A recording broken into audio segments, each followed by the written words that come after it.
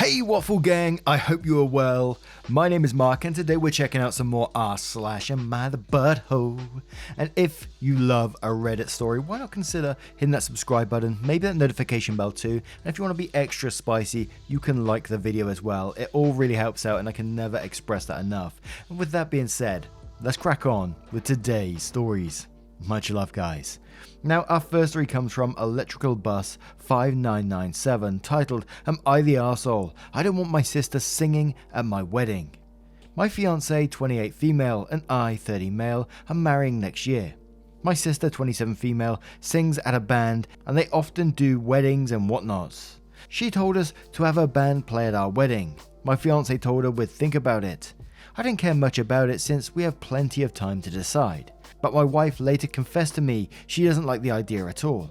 According to her, my sister has a bad habit of stealing the spotlight, something I can agree with. The day we announced our engagement to my family basically took over the whole meal, talking non-stop. My fiance thinks that singing at our wedding will turn into one more way for her to become the protagonist of the event. Instead of dancing and listening to a random singer, all of our relatives will be paying attention to her on stage. I forgot about the issue until sister brought it up again. I want our wedding to be just as my fiance wishes, so I told my sister I actually would rather not have you working on my wedding, just dancing and drinking with the rest of us. She insisted that she would really love to sing though. I thought the best idea would be to clear that up right there, because she's really stubborn when she gets set on something. So I told her no, we prefer to have a random band or DJ, that we want her to be one more guest. Sister is now super pissed at us for preferring to give our money to a stranger instead of her, not letting her participate, and not doing something about my fiance always disliking her. My fiance has never openly disliked her, so I don't know how she noticed. Parents think I was a bit of an arsehole because of that too. My fiance is glad I stopped her. Am I the arsehole? I think this was the right decision and a not the arsehole from me, simply for the fact that, when you did bring this up with sister, sure, she can be a bit upset, I totally get it, but if someone tells you that about their wedding, then you accept it and you go, yeah, okay. But coming back at you with, she insists that she would really love to sing though, and then throwing like a little tantrum afterwards and being super pissed about you preferring to give your money to a stranger instead of her, rather than, like I said before, just accepting and going, okay, it's your wedding, do with as you please. I think you're just stopping drama before it happens, although there's a little pre-drama, but you don't want it at your wedding. But Mediator says, not the arsehole, your sister's tantrum shows you made the right decision. To which Electrical Date replies that saying, she has to be the long-suffering protagonist of the story after all. Sis strikes me as the type who would only post photos of herself and her band in a congrats message to her brother too. And Grode says, not the arsehole, I wonder how much of that is a hit to pride and how much is giving money to a stranger instead of her. She wanted to get paid. Unit Healthy says, not the arsehole, use a DJ. No matter what you do, she will try and take the stage and sing. Be ready for that. Gee whiz, can you imagine that?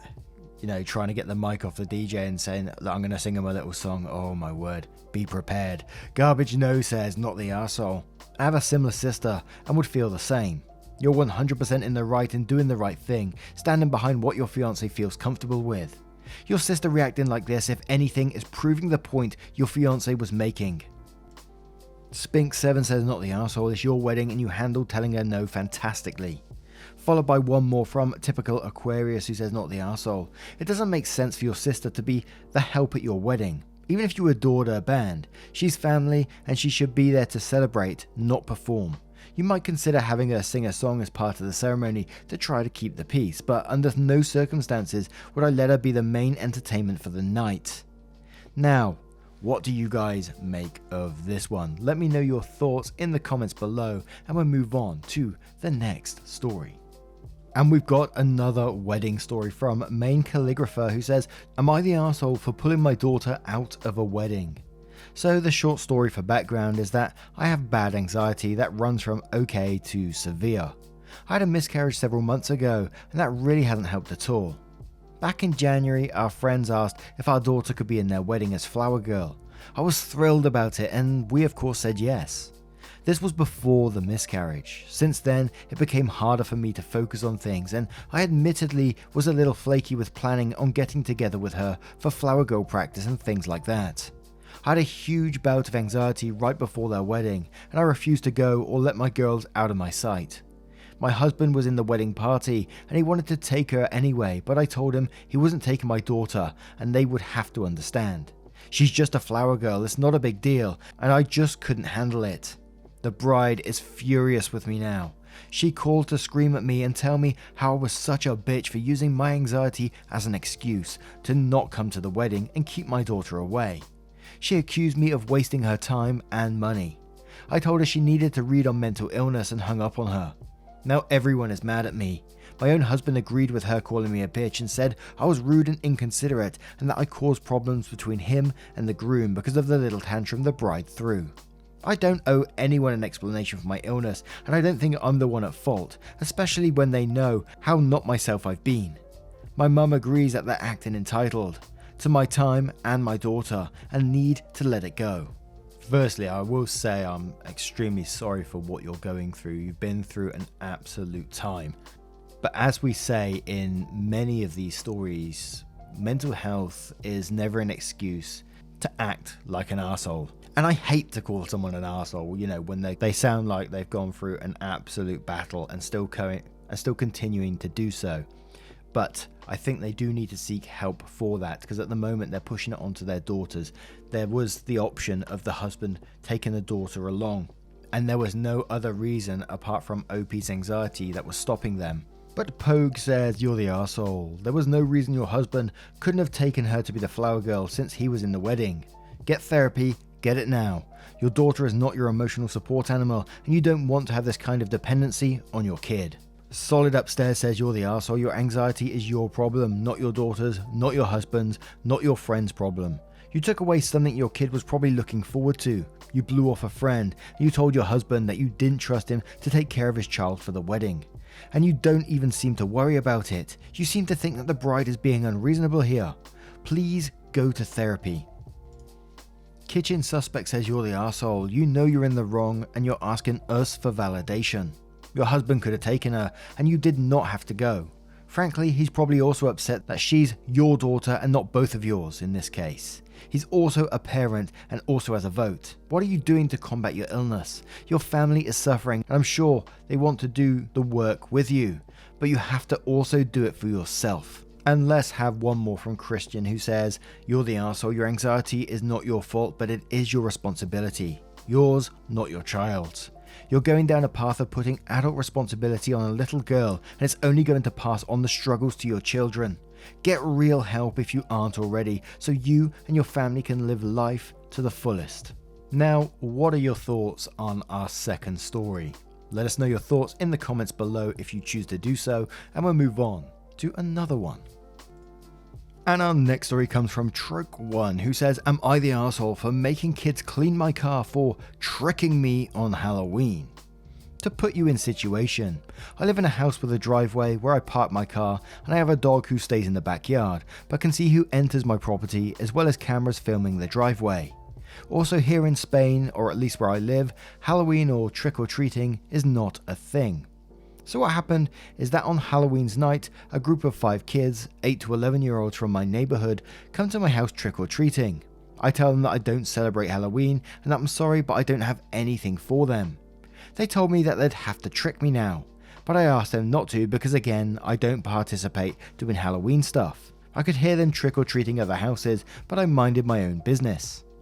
After a while I thought they left, but I hear my dog barking, and that usually means someone's entered my property. So I look out the window and I see the kids throwing eggs at my car. If one thing in my life is sacred, it's my car. I run out and yelled, "What the hell are you doing?" They replied, "We told you we're going to trick you," and then ran away. I was pissed. The kids lived in my neighborhood, so I went to talk with their parents. I found them all together having dinner and told them what happened, showing them the footage.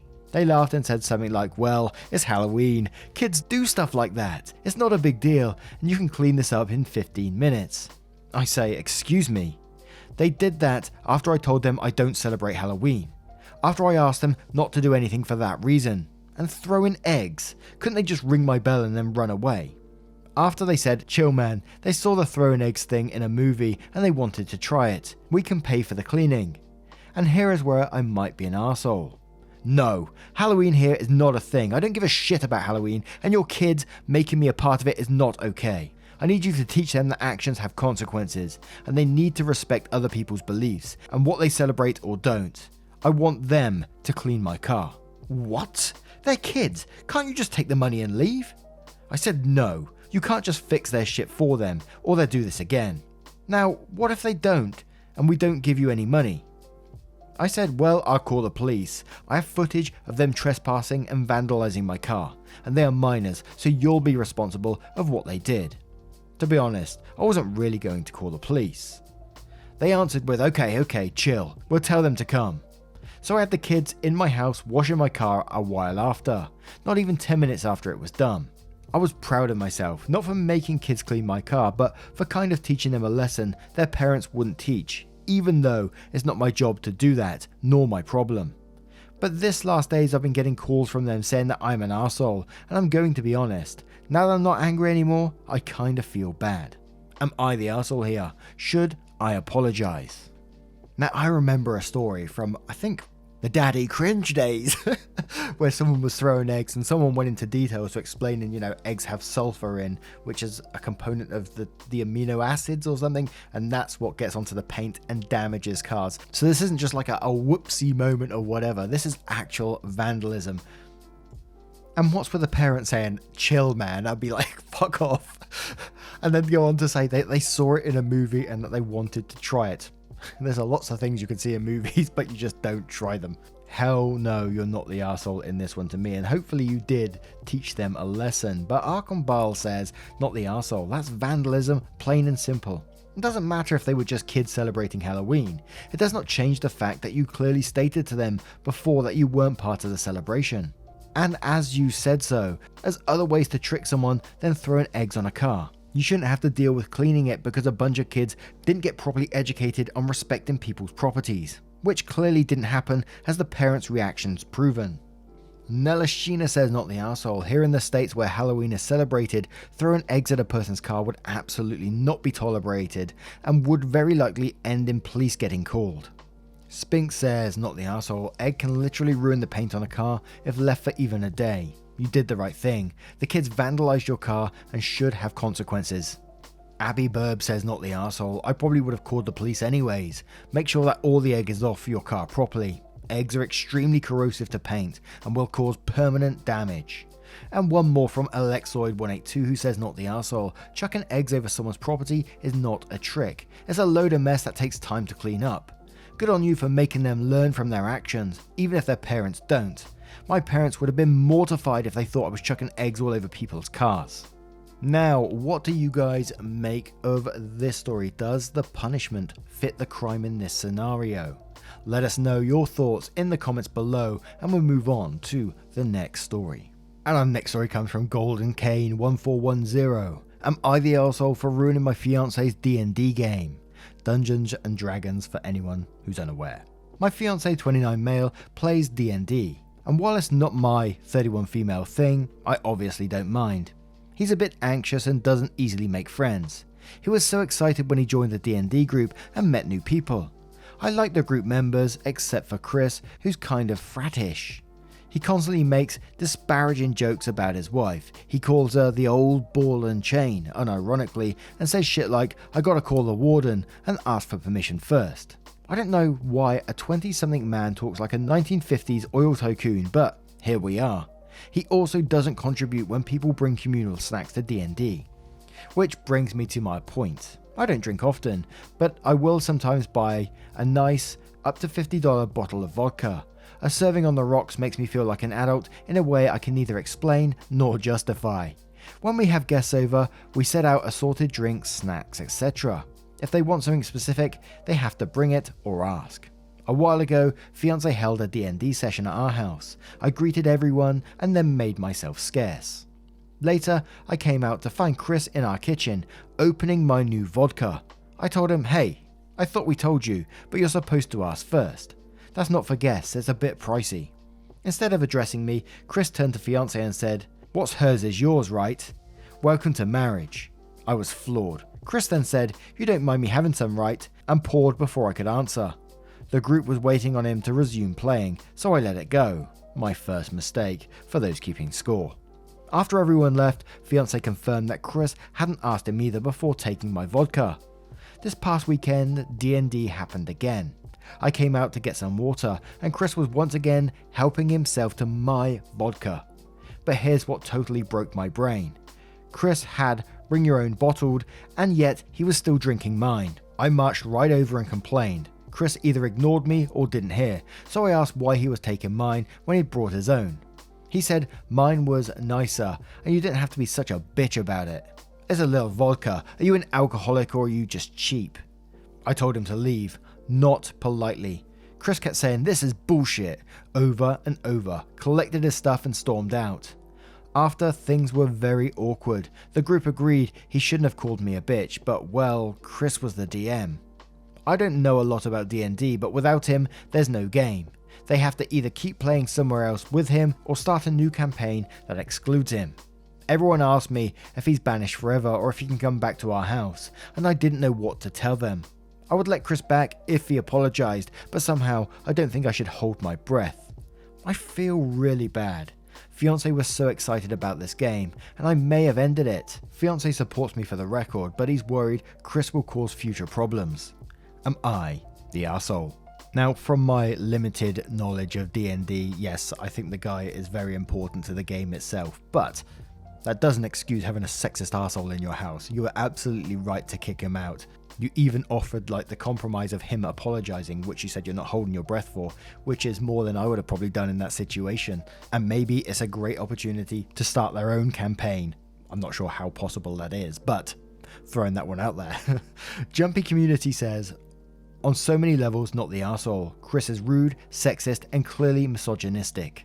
Peanut Buttercup says not the arsehole. Chris is the arsehole. You told him not to, and he's still taking the vodka, and he should always ask. It can be very hard to find a DM, but with his attitude, I doubt he's a good one.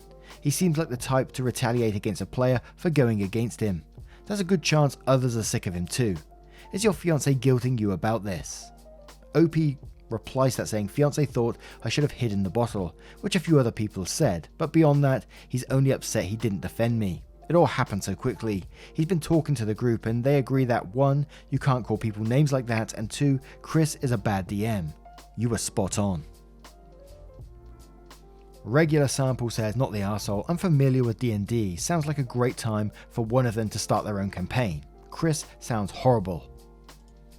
Who says, not the arsehole. Chris overstepped. As a D&D player myself, he sounds like he has the makings of a player who wouldn't/shouldn't be at the table at all if he wasn't the DM. That said, it is not uncommon for the DM to not bring snacks to these things. Many tables have a sort of soft rule about that. The DM's putting in extra work to get the game to happen, so the players bring the extras. For example, my last group of players always bought pizza for the table, but also insisted I, as their DM, did not have to chip in. But that rule isn't blanket permission to raid a player's pantry. Chris owes you an apology, and if he can't or won't give you one, the group should find a new place to play or play on without him. Their call, and frankly, you're within your rights to tell their group that, so as long as they're guests in your home. There is a risk that they will remove your husband from the group over this, but then they would be the arseholes. And let's have one more from Das Ultimate, because I'm enjoying this one, who says, not the arsehole. I'm a huge D&D fan, and I used to DM quite a bit, so there's a bit of decorum here. Yes, the DM is the important person in the group in terms of game functionality, and keeping one happy does help things. That being said, Chris is a person first and foremost, and this person is in someone else's home. How can he think it's okay to just help himself to anything in someone else's home? Sure, after a long time of friendship and certain amount of rapport, he could ask if he can have some of the house snacks or drink or soda. But even asking would mean there's a certain amount of rapport. Otherwise, you only consume what is offered, especially since it's big in TTRPG culture to bring personal snacks and drink as well as communal drinks and snacks. Sometimes people will bring a little extra for their DM since he/she did a lot of the work making the campaign and doing a bunch of stuff, as well as managing things. But that's not an excuse to forego rules of being in someone else's home. And OP replies that saying, funny you should say that. The reason Chris gave for never contributing snacks was, I'm the DM and already did my part writing this whole campaign. Now, what do you guys make of this one? I know we have a lot of D&D players in our community, so I would love to know your thoughts on this. Let me know in the comments below, and we'll move on to another story. And our next story is from Entire Caterpillar 55, titled, "Am I the Arsehole for firing my nanny for faking sick to get out of working?" My husband and I hired a nanny back in August to care for our kids while we were working. The kids are on a weird schedule at school where they don't attend every day or all day, so we hired a full-time nanny. Marie. We like Marie despite some issues with her following guidelines we'd discussed. When we hired her, she let the kids have way too much screen time. She spent more time on her phone than with the kids. She would make messes and let the kids make messes, and she wouldn't clean up after them. She had friends over without letting us know. She let the kids pig out on junk food instead of feeding them real food. All of this had been discussed when we hired her, and we saw it all when we reviewed our security cam footage, so we sat down about 3 different times and gave her official warnings each time. She'd improve for a while each time, but go back to the way she'd been before. 3 days Marie called out, said she was really sick, so I told her to get better and I'd call out from work to be with the kids. I'm in the middle of a big project at work, and people not coming hurt everyone, but I'm a mum first, and I don't expect Marie to take care of the kids if she feels sick, so I called out. The next day it was really hot out, and the local water park is running an off-season special with cheap tickets, so I took the kids and after a while we ran into Marie with a group of her friends. I really couldn't say anything except I hope she was feeling better. Marie started to apologise and told me that her best friend had gotten tickets to the park and she wanted to go, and she didn't think I'd have given her the day off. I told her I would have if only she told me the truth. I explained to her that she lied to me and made me call out at a time that was really inconvenient, and if she had just told me the truth then I'd have understood and I would have been happy to give her the day off and call out myself. It's the fact that she lied to me is what upset me.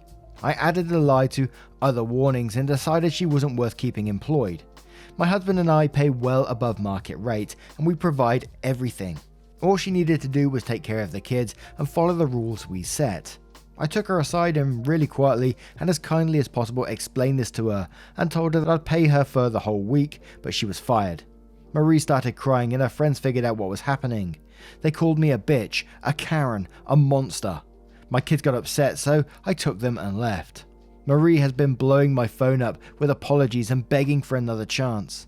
Some of my friends said I should have given her another chance and that firing her was an overreaction. Was I an arsehole? Edit, Marie is not some teenager. She's a 26-year-old woman with a degree in early childhood education and some other certifications and licenses related to the field. She had only one previous long-term nannying job, classroom experience, and has several younger siblings and relatives and an extensive babysitting career. All of this I verified, along with a good review from her former position. I had no reason to suspect she was less than she presented. Now, when we do go into the comments, you have to take into account that some of them may have been before the edit as well, which I'm kind of gathering, and that's why she replied, she's not some teenager, she's a 26-year-old woman. And to me, I kind of felt like the post was full of warnings from the very first paragraph. The fact that you had to give her 3 warnings about her leaving food, letting your kids pig out, and you only found this out from footage on your security cameras, and was inviting people, her friends around to the place that you don't know, that you haven't vetted, people, strangers in your house. And whilst we can always say, was it right to do it in that location, in front of your children, in front of her friends? You said you tried to do it as quietly as you could. Was it right to do it there? There's probably a better place to do it, but I can understand the frustration at the same time that you had to take some days off because they basically lied to you, then you found them there. I think I would be frustrated at that point as well. But still, it's going to be a not the arsehole from me. But Louise Belcher 99 says not the arsehole, but extremely inappropriate to fire her whilst out at the park. Should have waited till the next day to talk with her or call her later that evening. Zexar says not the arsehole. The stuff you mention is enough to fire her alone. Most business places have a 3 write-ups and you're fired policy. She gone beyond this by lying to you about being sick so she wouldn't have to work and got caught red-handed. She'd be fired by anyone else for this no matter what field she worked in. Ivy Moon says not the arsehole. I was a nanny for many families and her behaviour is appalling. I would always clean up above and beyond, dishes, laundry, etc. Not following the parents' set guidelines is extremely disrespectful. Having a friend over to your home without telling you is too much on its own. I'm honestly shocked you didn't fire her sooner.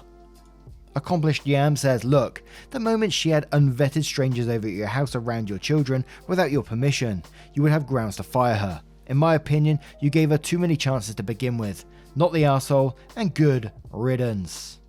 Lost Daydreamer says, not the arsehole, you're allowed to be picky about who helps raise your kids. Now, what is your thoughts on this story and all of today's stories if you choose to share them?